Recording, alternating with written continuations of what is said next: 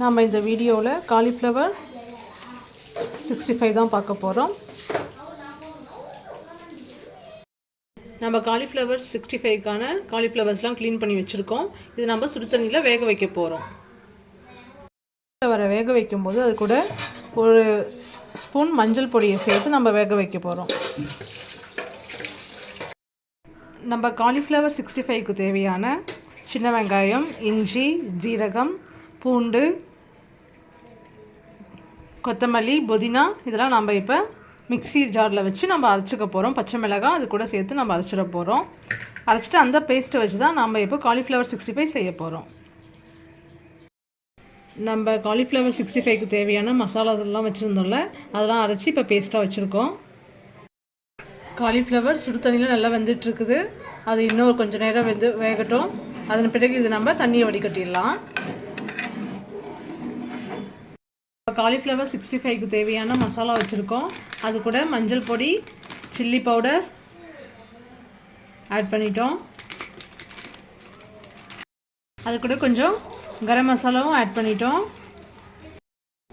இப்போ பார்த்தீங்கன்னா நம்ம காலிஃப்ளவர் நல்லா வெந்துருச்சு சுடு தண்ணியில். நம்ம இப்போ அந்த தண்ணியெலாம் வடிகட்டிடலாம். வடிகட்டிட்டு நம்ம வச்சுருக்க பேஸ்ட் கூட மிக்ஸ் பண்ணுறதுக்கு ரெடி பண்ணலாம். கூட தேவையான அளவு உப்பு சேர்த்து நாம் அந்த பேஸ்ட்டை நல்லா பிசைஞ்சுக்குவோம்.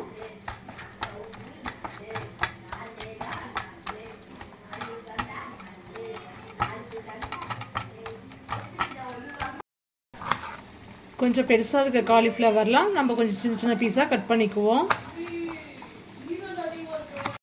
காலிஃப்ளவரை நம்ம அரைச்சி வச்சிருந்த பேஸ்ட் கூட நல்லா மிக்ஸ் பண்ணிக்கிறோம். இப்போ நம்ம மிக்சிங் கூட நம்ம கடலை மாவு ஆட் பண்ணி அது மேலேயே நம்ம மிக்ஸ் பண்ண போகிறோம்.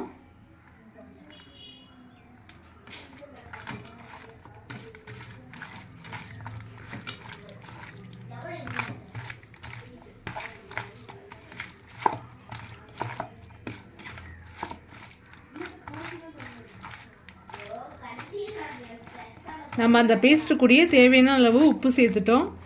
ஒருவேளை இப்போதைக்கு நம்ம அதை டேஸ்ட் பண்ணி பார்த்து உப்பு பத்தலைன்னா ஆட் பண்ணிக்கலாம். இப்போ இந்த காலிஃப்ளவர் கூட நம்ம கொஞ்சம் லாஸ்ட்டாக போடுறதுக்கு ரெடியான பிறகு சோள மாவு மிக்ஸ் பண்ண போகிறோம்.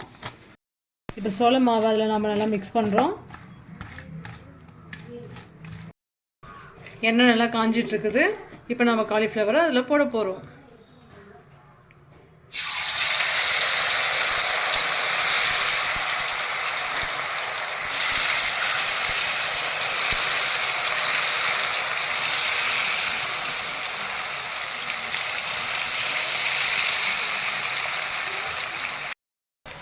இப்போ காலிஃப்ளவர் நல்லா வெந்துருச்சு. இது நம்ம எடுத்துடலாம். இது நம்ம இப்போ ஒரு தட்டில் மாற்றிடுறோம். இப்போ நம்ம காலிஃப்ளவர் 65 ரெடி ஆயிடுச்சு. நீங்களும் இந்த மெத்தடில் ட்ரை பண்ணி சாப்பிட்டு பாருங்கள். நம்ம சேனலை லைக் பண்ணுங்கள், ஷேர் பண்ணுங்கள், கண்டிப்பாக சப்ஸ்கிரைப் பண்ணுங்கள். மீண்டும் மற்றொரு வீடியோவுடன் உங்களை சந்திக்கிறேன். நன்றி, வணக்கம்.